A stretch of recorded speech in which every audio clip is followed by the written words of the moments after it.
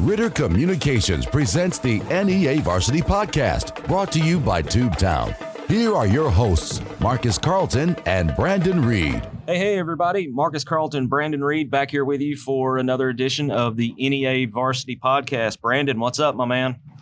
Well, it was kind of an off week. We're back at it after a Northeast Arkansas off week last week. And you talked about last week as well during the podcast. As a lot of teams were off in our area last week. So we just have a handful of scores to even review and talk about. But we're picking right back up this week, covering West Side as we are. And a big week full of festivities for them with their homecoming. Yeah, homecoming week out at West Side. A lot going on. And things look a little different than usual. Normally, for homecoming, you have everything on Friday night with the football game, either before the game or at halftime. And this year, because of COVID and the attendance restrictions, they're doing things a little bit different. They're having their homecoming ceremonies on Thursday night, which I think is a really good idea, because with the limit that you have of people that can attend the game, that's going to really hinder the people who are there maybe more to watch the homecoming ceremonies than they are the football game. So have it on two different nights, spread things out a little bit, and then you're not as restricted as to who can come to homecoming on Thursday night. So kudos to everyone at Westside that had the idea to put everything on Thursday night as far as homecoming ceremonies. And I'm sure Coach Ingle's happy too, because now that's going to make sure that his players, they don't have their focus split anywhere. They can hone in on the game. And man, it's an important game. It's a conference opener. Truman's coming to town, and they're coming off of a 35-0 victory up at Paragould. They're playing up in classification, went up to Paragould, took care of business, and they were one of the few teams that played last week, and they come into this game at Westside tomorrow night riding a little bit of a high after putting up 35. Well, Truman is right there in the thick of this conference now. You have Pocahontas and Rivercrest sitting at 3-0, but Truman is also 3-1, already playing four total games. But they're making their mark. They've scored 122 points on the year and only given up 30. That's the score. That's the number you want to underline. Only given up 30 points in 4 games, and of course coming off the shutout at Paragould. So that's they're not to be taken lightly, and especially. With Westside only having, I guess one less game under their belt, right. But just such a weird season and that's kind of the thing with the lack of preparation, or limited preparation in the off season. You don't really know who's coming out of the gate. Of course, we knew Pocahontas would. Rivercrest always does, but the rest of these teams, you don't know how they're going to come out swinging. But also, I wanted to back up to what you were saying about the homecoming, because I think that is a great idea by Westside to split it up, because you have a lot of parents, that are interested more in the homecoming festivities, and you're going to have a hardcore football base. So split those up. And with the COVID restrictions and everything, and this is just not just about high school football or football, this is a whole life lesson I think we're learning in general, is that this is teaching us, this lockdown scenario that we've been going through since April is teaching us to do things different ways and open our minds to different ways of doing things, just all across the board, whether it be delivering food to your house, having groceries delivered to your house, whatever. We're showing that we can do things other ways, and it may be better. You may not like it as much, but there's other alternative ways of doing things, and just kind of opening our minds to other ways of doing it. And I like this. It's something I would even maybe consider going forward. Yeah, I think so. I think it's an opportunity here to maybe expand your horizon a little bit, and maybe not do things the same way that you've always done them, or as a lot of people like to say, do it in the traditional style. This has forced a lot of people, not only with schools, but with everything else, to kind of rethink their procedures and throw some ideas out there that maybe never would have been considered before, like having homecoming on Thursday night instead of having it at the ball game on Friday. It's different. It's very untraditional and unconventional, but who knows? It may be a hit, and it may be something that sticks around, like you said, after we get things under control here with COVID. Well, you also nailed it. Coach Ingle, his players, and he can focus strictly on football on Friday. Right. Yeah. I've grown up, I've had coaches in my family and close family friends, and every one of them has always told me, I hate homecoming. I hate it, because from the coaching perspective of it it's a distraction. It takes away from your players' focus on the game, and you want your players to have tunnel vision on game day. And when you've got all this other stuff going on game day that's out of the norm, it hinders that a little bit. And it just sometimes you don't play your best on homecoming, but then I've seen it go the other way too, and guys be more fired up and play some of their best games on homecoming. So be interesting to see which way, if this has any effect on Westside as to whether or not they're,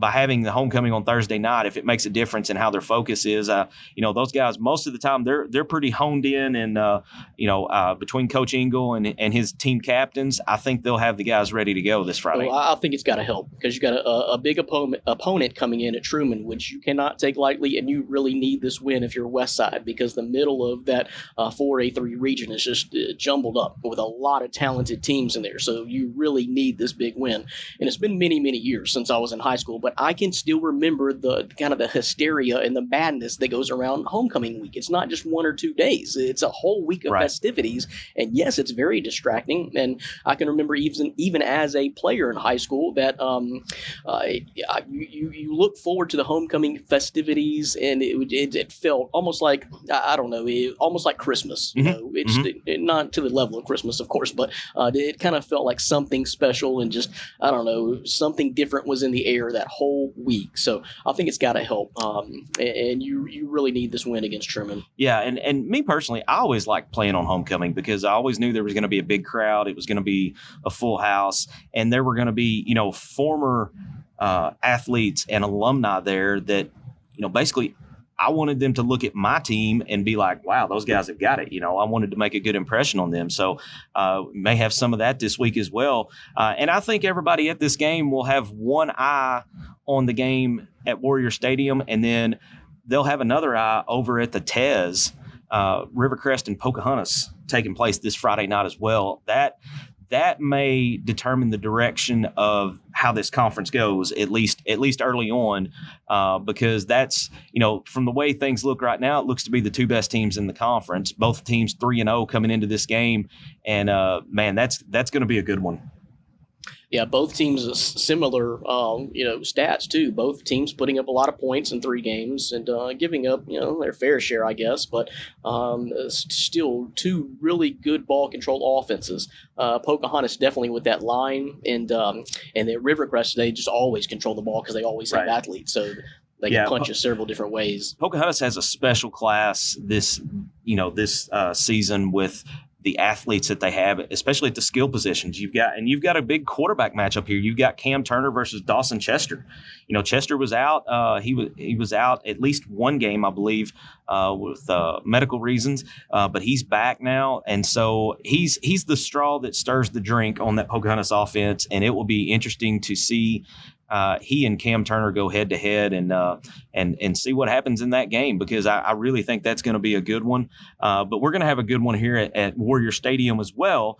And this will have, we talked about this in the last podcast. This game has had major implications on the conference championship the last several years, and is somewhat developed into a bit of a rivalry game. I know if you ask most Westside fans, they're going to say Brooklyn was their rival, but Brooklyn's not in the conference anymore. So if you're going to pick somebody, I think Truman could be a worthy opponent there to go into that rivalry role. And I think they would love nothing better than to come into Warrior Stadium and ruin homecoming and put up a big W for the Wildcats. Well, from a broadcast perspective, it may be our biggest rival because they never let us down. These 2 teams never let us down. It's always competitive, often coming down to the last possession of the game. And we look forward to it because it's very competitive. For the last 3, 4, 5 years, this game has been very competitive, and we always look forward to it. So I can guarantee you're going to have a show on Tubetown on Friday night. Definitely, you're gonna have 4 quarters of football and just a lot to play for. And we talk about Westside needing this win, but don't think Truman wants to lose any of that momentum either. They want to stick up there with the big boys, Pocahontas and Rivercrest, and prove that defense is legit and that they belong right here at the top of this 4A3. So this is a big statement game for them too. If you come into Westside, beat them on their homecoming, and go to 4-1, man, that's doing something. Yeah, that'll put you off to a good start, and then you can look to your next game and circle it and get ready for it as well. Looking ahead, hey, something else we're going to be excited about here. We're going to talk to Bud Schroeppel, the voice of the Jonesboro Hurricane, and also on the front row with Budro, sports talk radio show here in Northeast Arkansas. We're going to talk to him a little bit about what's happened with Jonesboro this season so far. It's been kind of a roller coaster up and down season so far for Jonesboro, even though we're only 3 weeks into it. They've ridden the highest of highs, and they've had some pretty low lows, and we'll let Bud kind of elaborate on that here coming up after the break. Stay with us. You're listening to the NEA Varsity Podcast. Denver's Refrigeration is a proud supporter of the Westside Warriors. Just like the Westside School District strives for excellence by engaging learners, empowering minds, and educating all, Denver's Refrigeration strives for excellence by providing you with knowledgeable staff, quality workmanship, and speedy service. At Denver's Refrigeration, we believe it's a great time to be a Westside Warrior. Denver's Refrigeration, 3501 East Parker Road in Jonesboro. Back here on the NEA Varsity Podcast, and joining us now on the Ritter Communications hotline is none other than the morning voice of sports talk radio in Northeast Arkansas, and also the voice of the Jonesboro Golden Hurricane, Bud Schroeppel. Bud, this is your first time on the podcast with us, man. Glad to have you. Well, thank you for asking me. I do appreciate it. You must be hard up for somebody this week.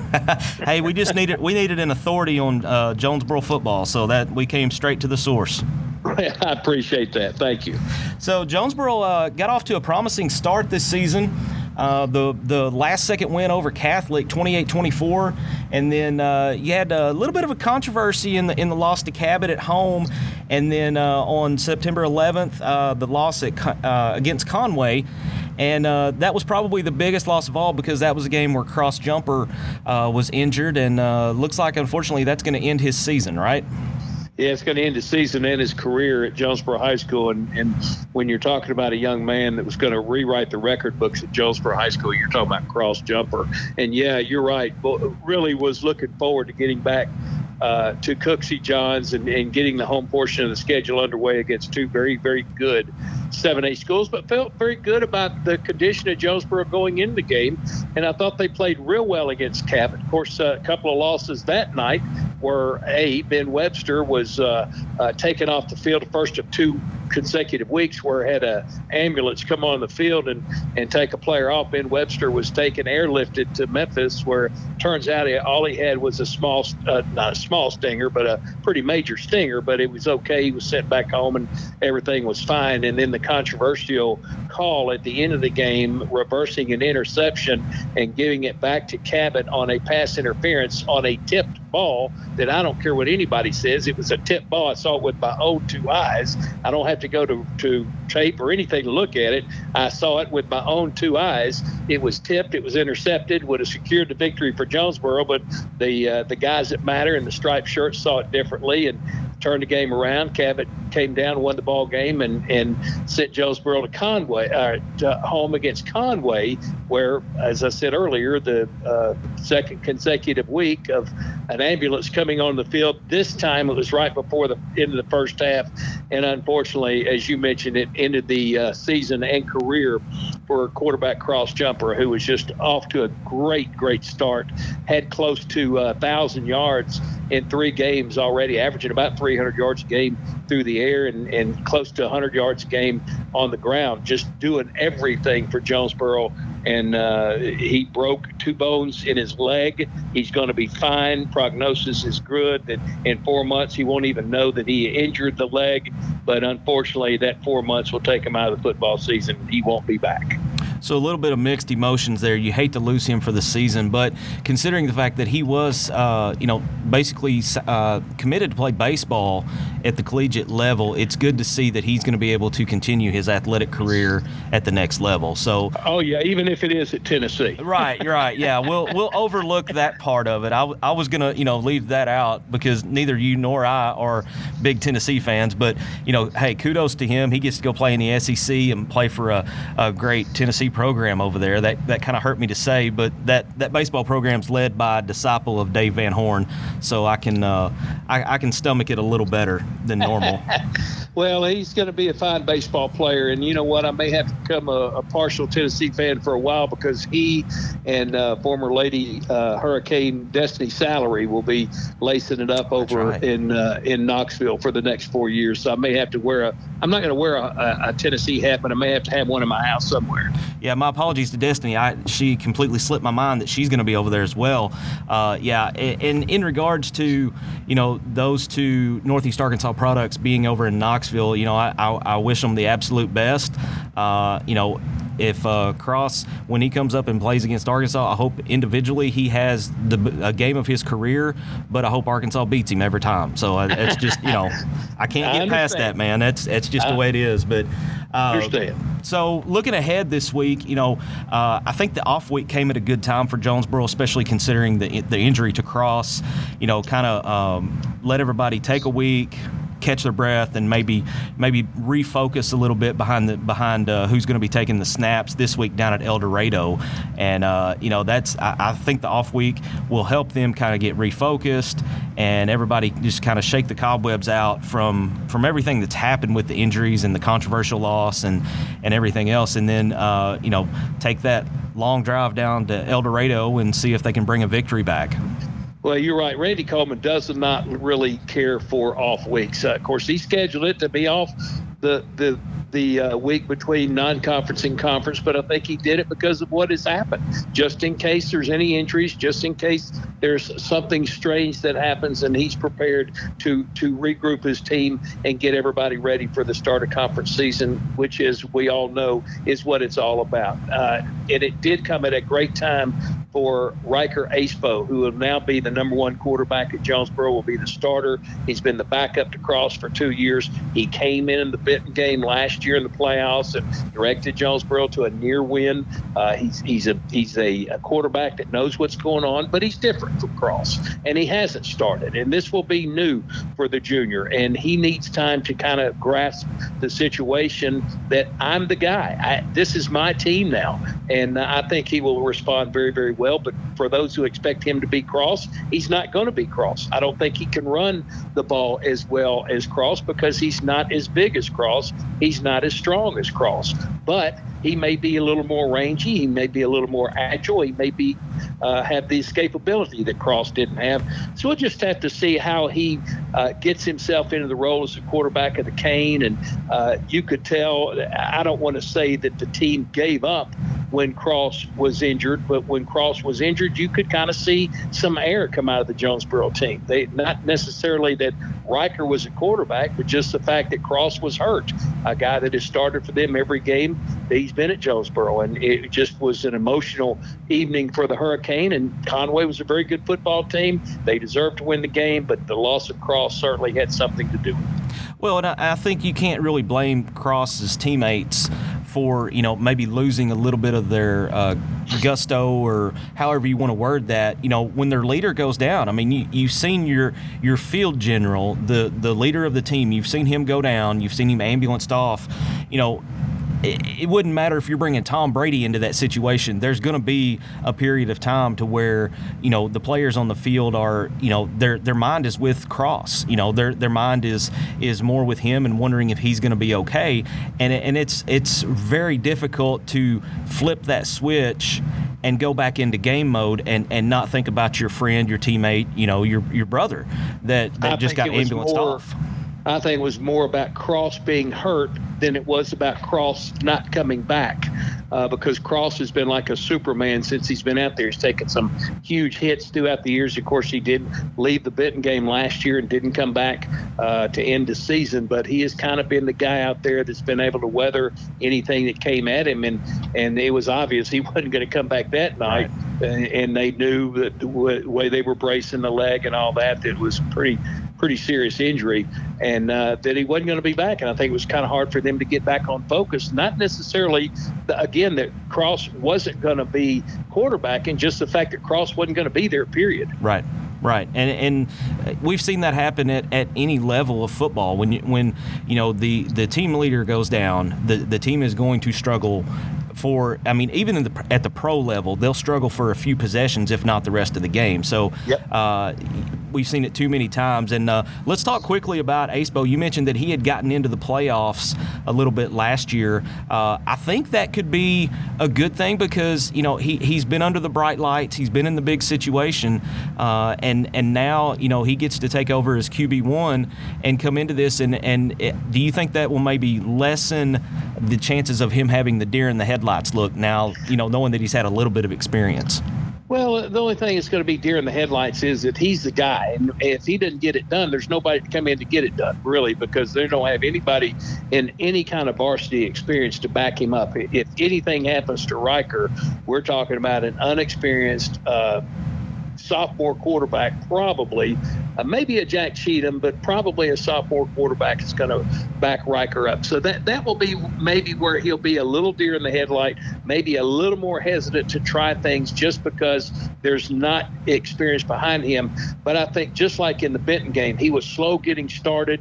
But I think there's a new enthusiasm about this football team. It's like a new start to everything. They're 0-0 going into this non-conference, to the conference play this year, and they're excited. They're going to have a new guy up there in Riker Acebo, and they want to prove to people they weren't just about one guy. Friday night, Jonesboro travels down to El Dorado. Bud, tell us where we can hear the game Friday night. You can hear it at 95.3 The Ticket AM and worldwide on the web at 953theticket.com. 7 o'clock will be the start of the game. We'll have our pregame beginning at 6:30, and, of course, the Delta Pass football report at 6 o'clock every week on KNEA. And then leading up to that, where can we hear you every day or every weekday? Same thing, 95.3 The Ticket, or 970 AM, or the new 96.9 The Ticket, all KNEA. And if you're traveling up around Batesville, you can hear us on CBS Sports Radio 1340. We appreciate Batesville syndicating us up there. Didn't think that would ever happen, that I would be syndicated, but they made a liar out of me. I think that's the only reason they did. Hey, it's always good to talk to you, Bud. I appreciate you coming on with us, man. And we will definitely check back in with you over the course of the season to see how the Hurricane are doing and get some more insight into inside that Hurricane program. And then who knows, we may let you plug on the front row with Budro a little bit as well. Wow, that'd be great. I appreciate it. Thanks so much for calling me and having me on. All right, there you go. Appreciate it, Bud. We'll talk to you later. Take care. Another big thank you out to Bud Schroeppel for coming on with us and talking a little Jonesboro Hurricane. And, you know, as he said, man, they lost their field general, but it'll be interesting to see Acebo come in as the new QB1 and see how the team responds having him under center. And, you know, Bud talked a little bit about how they're a different style of quarterback. So coming into conference season, you know, it's the off week was in a good place for them, and they can kind of hit the reset button and consider themselves 0-0 because they haven't lost a conference game yet. Well, I just want to say Bud's been on a roller coaster ride calling this team this year. No doubt. Because you had the excellent game at Cabot with the injury, then the next game with the Conway, of course, the injury to Cross Jumper, you know, after starting the season, winning it, you know, versus Catholic, at Catholic. So just a roller coaster of a season. If I don't know that you could have a more dramatic 3 games so far. Yeah, no doubt. And that, you know, there was the last second touchdown to beat Catholic down at War Memorial Stadium. And then you had the controversy of the pass interference flag that was thrown on what was allegedly a tip ball. I say allegedly because I've not seen it myself. So I don't want to, you know, throw it out there and say, oh, it was definitely tipped, but I'll leave that to Bud because he's the one that saw it. But, you know, there was controversy there because if that flag is not thrown, it seals the victory for Jonesboro. You know, so well, the last 5-6 minutes of that game or so, quarter was just insane. Yeah, back and forth. Like that game was delayed, so I was able to catch that on the radio as we were heading back from our game. I forgot where we were, maybe Brooklyn that night. I think so. remember. Yeah, I think we were Brooklyn. But I was able to catch that, and man, it sounded like an exciting game. You don't want to see the players get hurt, and you don't want a controversial call to drop a game. But it's just a roller coaster ride of a season for the Hurricane. But it's Hurricane season. So. There you go. So it's that's kind of the way Hurricanes go. And as we talked about with Bud, Jonesboro makes the long drive south, almost all the way down to the state border of Louisiana. They're going down to El Dorado this week. And El Dorado's not off to a very good start this season. They're 0-4 so far, but that means nothing going into conference play. So, especially when you got to travel that far. Yeah. I mean, Jonesboro's got the long bus ride to go down, so we'll see what comes out of that game Friday night. And man, we've got like we talked about earlier, we've got a good one. Westside and Truman. There's another good one in the 4A conference as well. Rivercrest and Pocahontas. Those two are probably the two best games in the conference this coming Friday night. It'll be interesting to see what happens in both of those. I'm looking forward to our game at Westside, and then I'll be checking in on Rivercrest Pocahontas as well. Maybe when we're at a commercial break or something, and I have a couple seconds to do so. Yeah, just kind of recap some of the scores from last week. Keep you guys updated if you're not checking the stats or the results. And we do also, it seems like every single week we have a pretty big handful of games that get canceled altogether. Assumingly, teams had an outbreak of COVID or some contact tracing that's kind of takes them out of the game. But West Memphis fell to North Little Rock 35-0. Batesville fell to Mountain Home by 4. Forest City beat West Helena. Truman beat Paragould, as we talked about before, shut them out 35-0. Valley View picked up a big win, put up points on Bald Knob 56-24. Also in our area, that Rivercrest beat Brooklyn 40-23. And Corning picked up a big win. How about Corning? 2-1, man. 32-42. We've seen that coming since the beginning of last year. Yeah, no doubt. You could tell the difference in the culture there that Coach Treadway and all his experience was going to get that program turned around, and it'll be interesting to see if the turnaround carries over into conference play as well. It's just kind of weird what finally ignites that fire for you. Struggling programs, not just the high school level, college, whatever. What is going to spark that fire? We saw Deion Sanders got hired at Jackson State. I saw that, yeah. So little things like that, could that spark Jackson State? Yeah, that'll be interesting to watch as well. Yeah, legendary coach Larry Treadway there, so you knew that was going to be turning around at Corning. So we saw it come in last year, just in glimpses, but they did knock off Salem 32-14. Blytheville picked up McGee and fell to McGee, that their original opponent had to drop out. Riverview. Yeah, Riverview. Yeah. So Blytheville did pick up the game, picked up McGee, and picked up a loss, 28-0. Newport beat Lono 47-19. Cross County starting out 3-0, 19-8, win over Barton. Thunderbirds. Earl dropped to Desart 42-13, and EPC fell to Clarendon 48-22. Oh yeah, one more. Marktree fell to Piggott 16-0. So that's the teams that I saw that actually played in our Northeast Arkansas area from last week. We had a light schedule last week. We had several teams that had played in week 0 that took this past week, the 18th, as their off week for the season, and take that off week right before conference play starts. And, looking at games for this Friday, we talked about Jonesboro, El Dorado, Nettleton, and Batesville. That'll be another good one. That's developed into a bit of a rivalry over the years. We've talked about Rivercrest, Pocahontas. Paragould, Valley View also play. That'll be at Valley View. Paragould's struggling to get things going this season. They are 0-for on the year, and that'll be another tough one for them as they head over to take on the Blazers of Valley View.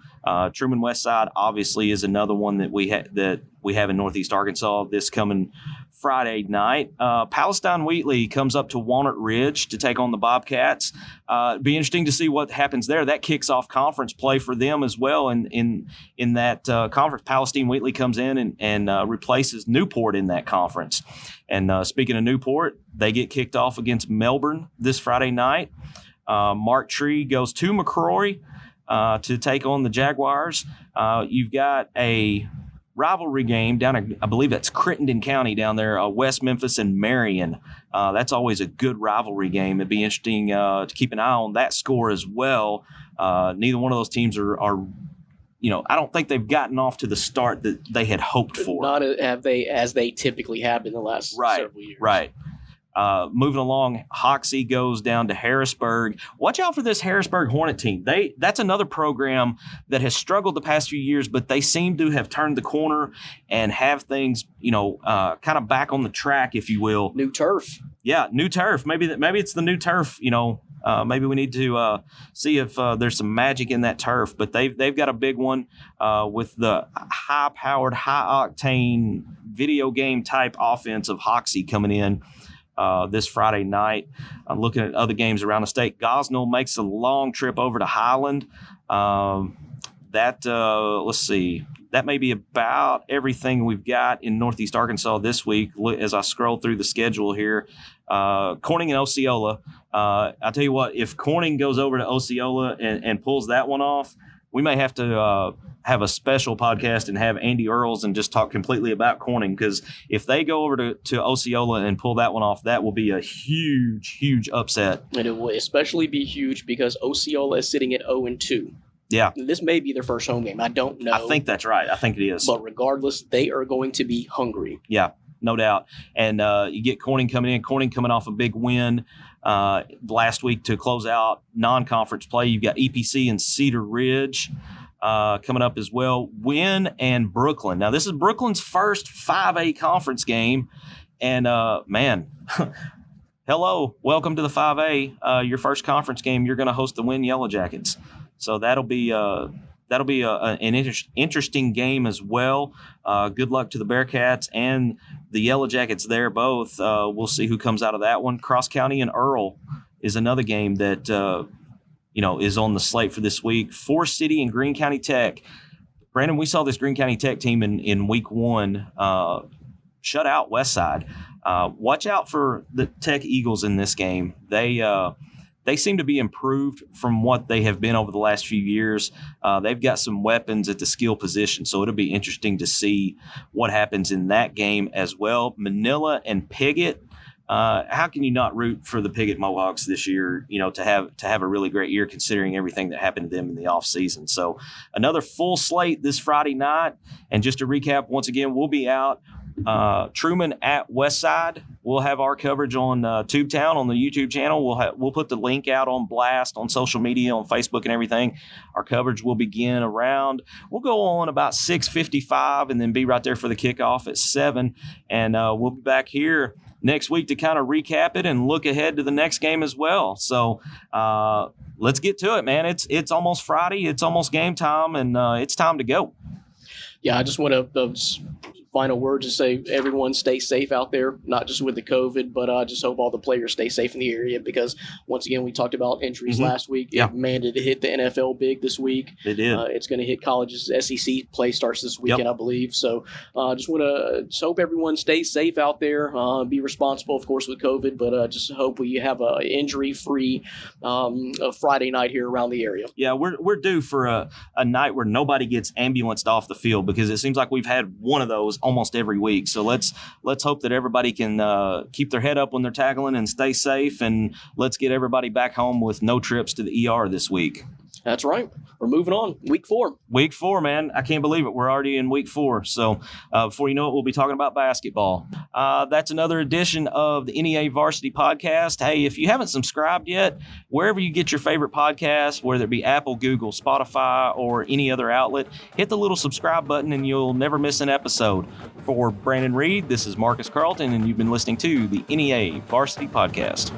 Thanks for listening to the NEA Varsity Podcast, a production of Ritter Communications. Be sure you're subscribed to the NEA Varsity Podcast to get the latest episodes. Tubetown is a community partnership of Ritter Communications.